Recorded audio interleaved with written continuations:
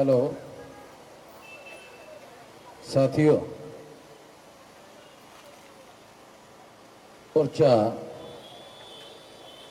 राष्ट्रीय पिछड़ा वर्ग मोर्चा,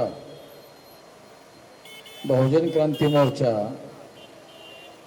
आणि राष्ट्रीय परिवर्तन मोर्चा, इन तमाम संगठनों के द्वारा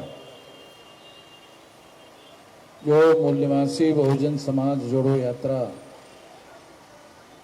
देश भर में चलाई जा रही है, तो आज 10 मार्च को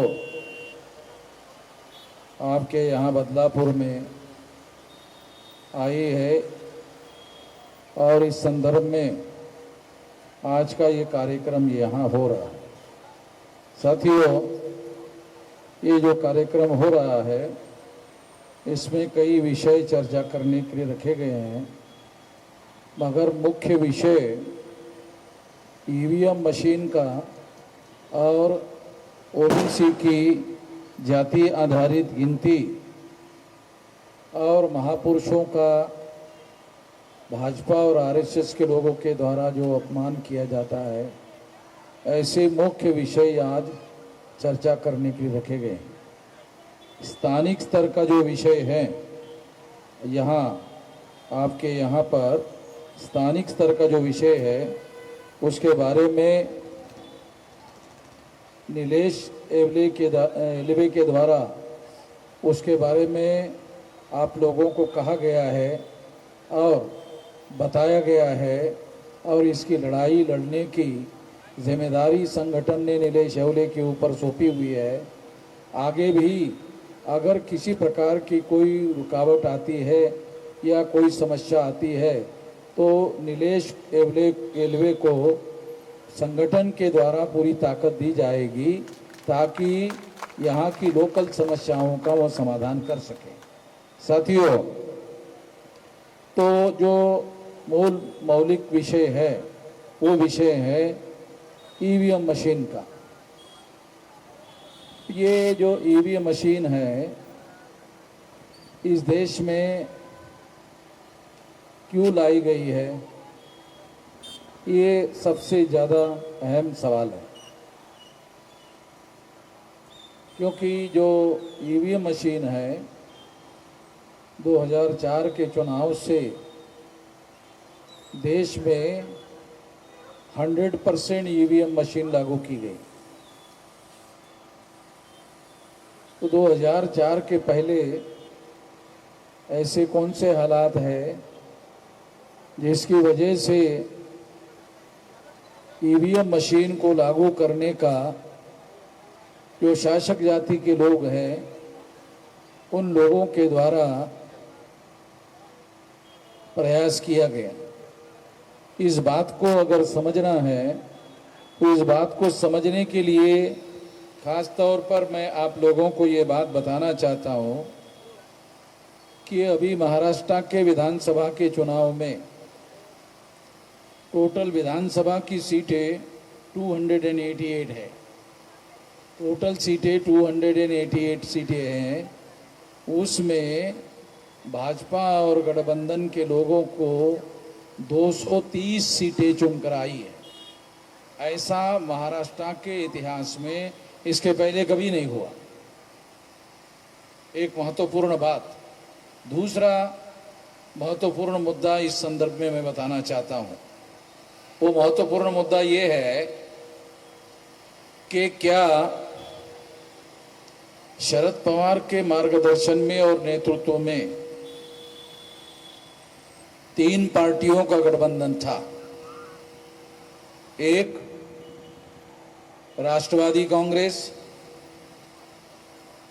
शरद पवार की खास तौर पर, और दूसरी शिवसेना, और तीसरी कांग्रेस। 3 पार्टियों का गठबंधन था और 3 पार्टियों का गठबंधन होने के बावजूद भी 230 सीटें चुनकर आई। बीजेपी और गठबंधन की 230 सीटें चुनकर आई। तो मैं आप लोगों को ये बताना चाहता हूँ कि क्या शरद पवार का समर्थक वर्ग शरद पवार को छोड़कर चला गया? ये रियलिटी है, इस रियलिटी को माना जा सकता है? शरद पवार के जीवित होते, शरद पवार के राष्ट्रीय अध्यक्ष रहते, या शरद पवार का प्रभाव बनाए रखने के बावजूद भी, होने के बावजूद भी केवल 2-4 सीटें शरद पवार की चुनकर आना और उनके सारे वोट जो है बीजेपी के तरफ शिफ्ट हो जाना, क्या वास्तव में अजीत पवार का इतना प्रभाव है? ये रियलिटी है? क्या इस बात को माना जा सकता है कि शरद पवार के सारे वोट खींचकर ले जाने की ताकत अजीत पवार में? तो अरे अजीत पवार के पास इतनी ताकत है तो हैरान करने वाली बात है। ये तो बिल्कुल भी ना मानने वाली बातें हैं। और अगर बिल्कुल भी ना मानने वाली बातें हैं तो फिर ये हुआ कैसे? तो उसका एक ही जवाब है, वो ईवीएम मशीन के द्वारा ऐसा हुआ। ईवीएम मशीन के माध्यम से ईवीएम में गड़बड़ी करके लोगों के वोटों की चोरी की जा सकती है। ईवीएम मशीन में घोटाला किया जा सकता है। ईवीएम मशीन के अंदर घोटाला हो सकता है, ऐसा खुद 8 अक्टूबर 2013 को सुप्रीम कोर्ट ने कहा है। सुप्रीम कोर्ट ने 8 अक्टूबर 2013 के जजमेंट में ही लिखा हुआ है। मैं नहीं कह रहा हूं, सुप्रीम कोर्ट कह रहा है। सुप्रीम कोर्ट कह रहा है कि ईवीएम मशीन के द्वारा फ्री, फेयर एंड ट्रांसपेरेंट चुनाव नहीं हो सकता। ये सुप्रीम कोर्ट ने कहा और फिर उसके बाद पेपर ट्रेल लगाया गया। मशीन वही है और केवल पेपर ट्रेल लगाया गया। देखो, बारीकियां थोड़ी सी मैं आप लोगों को बताना चाहता हूं। पेपर ट्रेल लगाया गया और पेपर ट्रेल लगाने के बाद आपने कहा ठप्पा लगाया, वो आंखों से दिखाई नहीं देता था, वो दिखाई देना शुरू हुआ। मगर ईवीएम मशीन तो पुरानी है। जो आपने ठप्पा लगाया और जो पहले लगाया था, वो ईवीएम मशीन वही की वही है। अगर ईवीएम मशीन पहले की वही है तो ईवीएम मशीन के अंदर आपका वोट जब जमा होता है तो इलेक्ट्रॉनिक वोटिंग है, इलेक्ट्रॉनिक वोट है। बैलेट पेपर आंखों से दिखाई देता है। बैलेट पेपर की आप फोल्ड करते हो, फोल्ड करके मशीन में डालते हो और काउंटिंग करने के दौरान ये निकाला जाता है और फिर खोल करके एक एक करके अलग करके देख करके गिनती किया जाता है। ईवीएम मशीन में कोई भी फिजिकल एविडेंस नहीं होता। ईवीएम मशीन का वोट, हर वोट अलग अलग करके गिनती नहीं किया जा सकता। उसको आंखों से देखकर वेरीफाई नहीं किया जा सकता। ईवीएम मशीन के वोटों को फिजिकली वेरिफिकेशन नहीं किया जा सकता।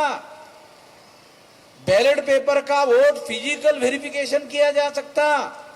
ईवीएम मशीन का वोट फिजिकली वेरीफाइड नहीं किया जा सकता।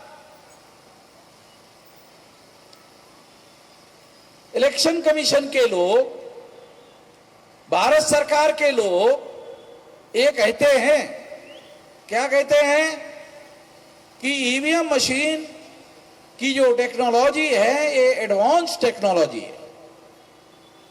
तो क्या भारत सरकार के पास अमेरिका से ज्यादा एडवांस टेक्नोलॉजी है?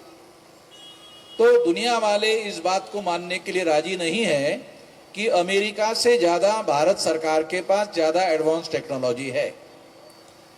जापान दुनिया में टेक्नोलॉजी का सबसे बड़ा गुरु देश माना जाता है। तो क्या जापान से ज्यादा भारत सरकार के पास में टेक्नोलॉजी है? नहीं है। जर्मनी भी टेक्नोलॉजी में बहुत बड़ा देश माना जाता है। क्या जर्मनी से ज्यादा भारत सरकार के पास टेक्नोलॉजी है? नहीं कहा जा सकता। तो अमेरिका में ईवीएम मशीन नहीं है, जापान में ईवीएम मशीन नहीं है, जर्मनी में ईवीएम मशीन नहीं है। वहां 100% पढ़े लिखे लोग हैं। वहां पर 100% पढ़े लिखे लोग हैं। अमेरिका में, यूरोप में, जर्मनी में, जापान में 100% पढ़े लिखे लोग। हमारे देश में 100% पढ़े लिखे लोग हैं? साक्षर है। साक्षर कितने लोगों को समझ में आता है पढ़े लिखे होना और साक्षर होना?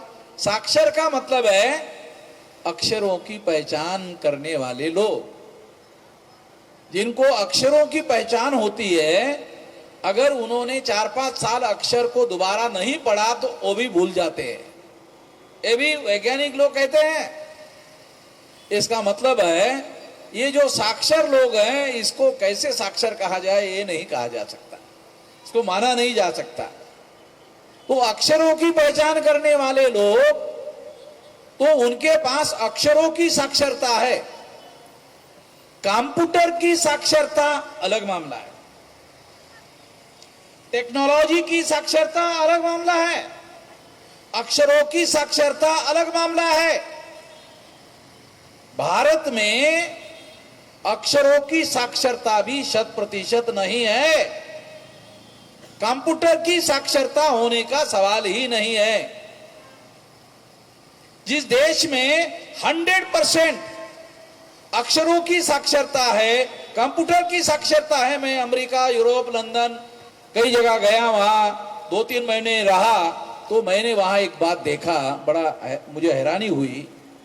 एक घर में बाप के पास अलग कंप्यूटर है, एक ही घर में, उसके माँ के पास अलग कंप्यूटर है, उसके बेटे के पास अलग कंप्यूटर है। 2 बेटे हैं तो दोनों बेटे के पास अलग अलग कंप्यूटर है, और तीसरा मान लो लड़की है तो उसके पास अलग कंप्यूटर है। अगर एक घर में 5 लोग हैं तो 5 कंप्यूटर है। तो मैंने पूछा यार एक कंप्यूटर में काम हो सकता है? तो ये आप नहीं, वो कंप्यूटर जो है उसमें बहुत सारी बातें सीक्रेट रखने का मामला होता है, और हर एक की सीक्रेसी, यहाँ यूरोप में, अमेरिका में सीक्रेसी को बहुत ज्यादा महत्वपूर्ण माना जाता है। इसलिए किसी की सीक्रेसी किसी दूसरे को मालूम नहीं होनी चाहिए, वहां कानून है। तो मैंने घरों में 4-4, 5-5 कंप्यूटर देखा एक ही घर में। तो वहां इतने पढ़े लिखे लोग हैं, पढ़े लिखे होने के साथ साथ कंप्यूटर के बारे में भी साक्षर लोग हैं। हमारे यहाँ ऐसा नहीं है। ऐसा ना होने के बावजूद भी हमारे देश में एक कंप्यूटर का मामला जो है, संगणक की साक्षरता का मामला ना होने के बावजूद भी, अक्षरों की साक्षरता भी नहीं है, कंप्यूटर की साक्षरता बहुत दूर की बात है। इसके बावजूद भी भारत में ईवीएम मशीन को लाया गया। केवल लाया नहीं गया, अगर वो चाहते, मान लो कि इतने बड़े पैमाने पर, अभी मैं 32 राज्यों के 625 जिलों में ये कार्यक्रम कर रहा हूं। इसका मतलब ये है कि ये बहुत बड़ा इशू है, लार्ज स्केल इशू है। सारी डेमोक्रेसी, सारा संविधान free, fair and transparent vote के ऊपर निर्भर है। अगर फ्री, फेयर एंड ट्रांसपेरेंट चुनाव नहीं होता है तो संविधान को उन्होंने सेट असाइड कर दिया, साइड में रख दिया, और सरकार को जैसा लगता है वैसा करने का काम वो कर रहे हैं। ये बहुत भयंकर बात है, क्योंकि फ्री, फेयर एंड ट्रांसपेरेंट चुनाव अगर नहीं होता है तो इसका मतलब है पहले से निर्धारित, वो निर्धारित कर रहे हैं, वो लोग चुन कर आ रहे हैं। टेक्नोलॉजी में चिप की भी व्यवस्था है। वोट बाद में हो रहा है, कंप्यूटर में चिप पहले डाला जा सकता है। मुझे मालूम नहीं था, मैं कंप्यूटर के विशेषज्ञ को पूछा कि क्या कंप्यूटर में चिप डाला जा सकता है? हाँ, डाला जा सकता है। और चिप में मैंने पूछा कि पहले से ही रिजल्ट डाला जाता है? डाला जा सकता है। तो मैंने कहा ये जो वोट डालने वाले लोग, वो वोट डालने वाले उधर के उधर ही रह जाते, वो चिप में जो है वही रिजल्ट आता है। तो पहले से जो चिप में रखा हुआ है, चिप में लगा हुआ है, जो डाटा पहले से फीड किया हुआ है, वही रिजल्ट कंप्यूटर देता है।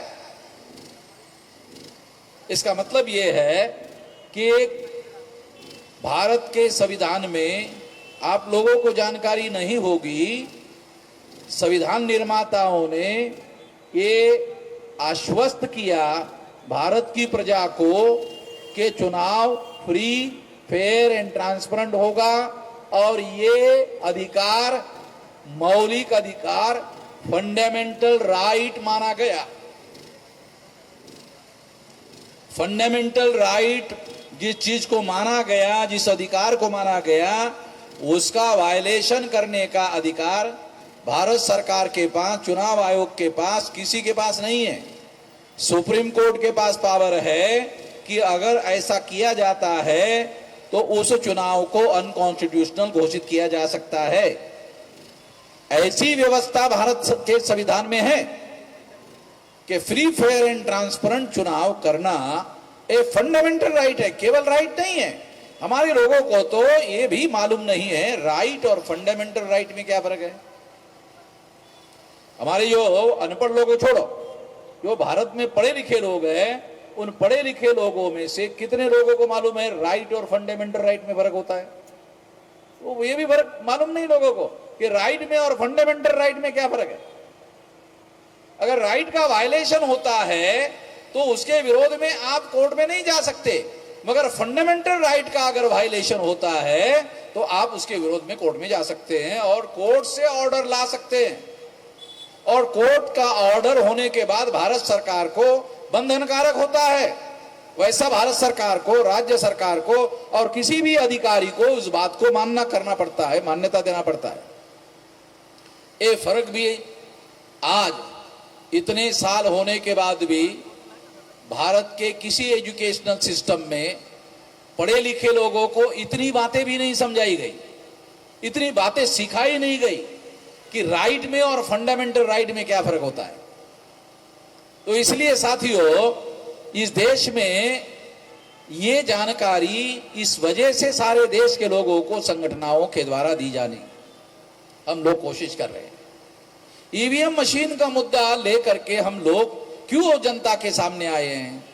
वो इसलिए आए हैं क्योंकि जो वोट का अधिकार है ये फंडामेंटल राइट है और इसके ऊपर सारी डेमोक्रेसी खड़ी है। सारी डेमोक्रेसी, चुनाव सारा का सारा, कौन सी सरकार बने और कौन सी सरकार ना बने, ये सारा का सारा इसके ऊपर निर्भर है।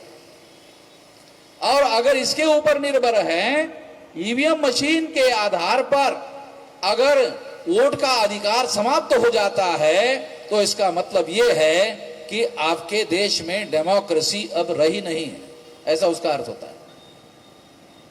डेमोक्रेसी नहीं है, क्योंकि वोट का मतलब है हम जिसको चुनकर लाना चाहते हैं वो चुनकर आना चाहिए। हम जिसको चुनकर लाना चाहते हैं वो चुनकर आता नहीं है और जिसको चुनकर नहीं लाना चाहते हैं वो चुनकर आता है। ये ईवीएम का चमत्कार है, ये हो रहा है चमत्कार। और इस वजह से कल तक जो चुनकर जाने वाले लोग हैं वो हाथ जोड़कर आप लोगों के सामने खड़े होते थे, कम से कम चुनाव में खड़े होते थे।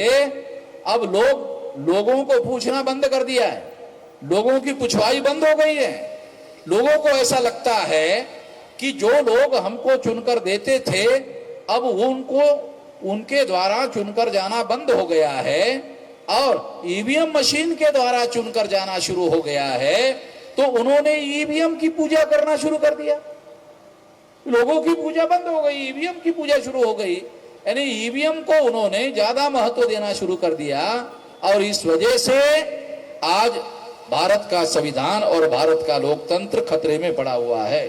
और इस वजह से इस लोकतंत्र को बचाने के लिए हम लोगों को निश्चित रूप से ये लड़ाई लड़ना बहुत ज्यादा जरूरी है और ये लड़ाई लड़ने से निश्चित रूप से हम लोग सफल हो सकते हैं।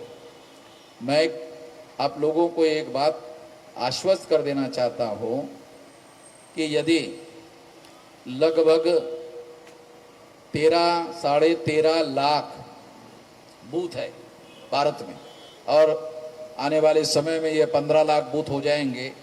लगभग 1000 वोटर, एडल्ट वोटर,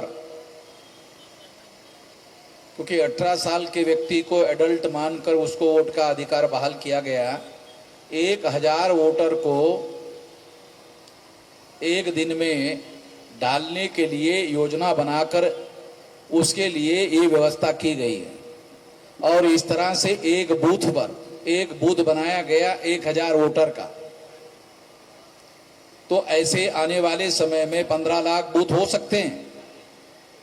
तो 15 लाख बूथ में कम से कम लोएस्ट 1 लाख बूथ पर, कुछ लोग मुझे सलाह देते हैं कि आप कह रहे हो तो फिर ईवीएम मशीन क्यों नहीं फोड़ रहे हो। लोग मुझे सलाह देते क्यों नहीं फोड़ रहे हो। तो मैंने कहा कि नहीं, ठीक है, फोड़ने के बारे में सोचेंगे। अभी ये जल्दबाजी की बात है, 2-4 आदमी को फोड़ने से कुछ फर्क पड़।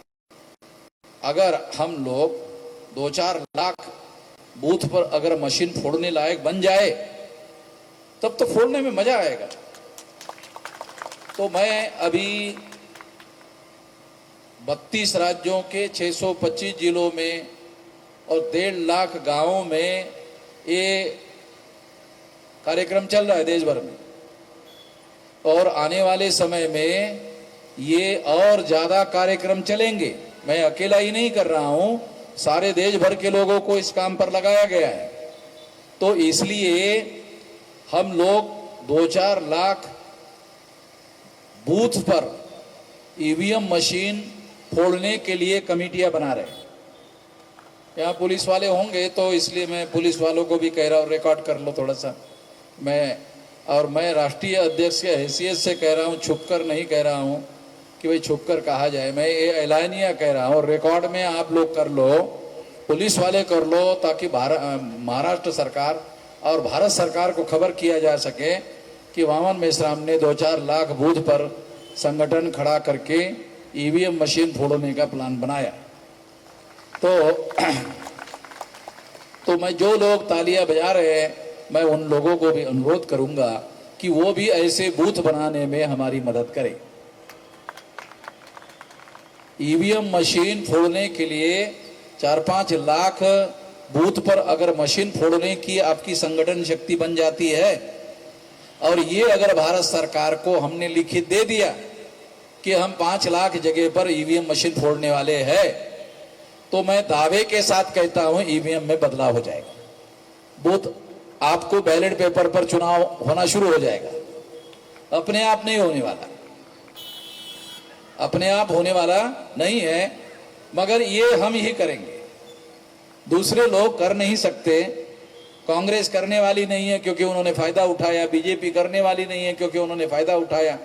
जिन्होंने भी ईवीएम का फायदा उठाया वो लोग करने वाले नहीं है। हम लोग करेंगे क्योंकि हम लोग संविधान की रक्षा करना चाहते हैं, लोकतंत्र की रक्षा करना चाहते हैं, वोट का अधिकार जो मौलिक अधिकार है उसकी रक्षा करना चाहते हैं। इस पर हमारा यकीन है, विश्वास है, इसके आधार पर मैं ये बातें आप लोगों को बता रहा हूं। इसलिए हम ये करेंगे, दूसरे लोग नहीं कर सकते। और इसके लिए वो ऐसा बोल सकते हैं, जैसे मैंने इसे कहा, तो कुछ लोग आपको बोल सकते हैं कि अरे आपके राष्ट्रीय अध्यक्ष को समझाओ कि ऐसा करना तो जेल में जाना पड़ेगा। तो हम जेल में जाने के लिए तैयार है भाई। हम कब नहीं बोल रहे हैं कि ये जो फोड़ने का काम है ये जेल में जाने का काम है। हाँ बराबर है, हम जानते हैं ऐसा करने से जेल में जाना पड़ेगा। तो जेल में जाने से कौन सी समस्या है? गांधी जी जेल में जाते जाते महान हो गए, उनका क्या बिगड़ा? अंग्रेजों का जरूर बिगड़ा। अंग्रेजों ने गांधी जी को अरेस्ट किया, गांधी जी को जेल में डाला, तो एक दिन गांधी जी महान हो गए। गांधी जी इतने महान नहीं थे।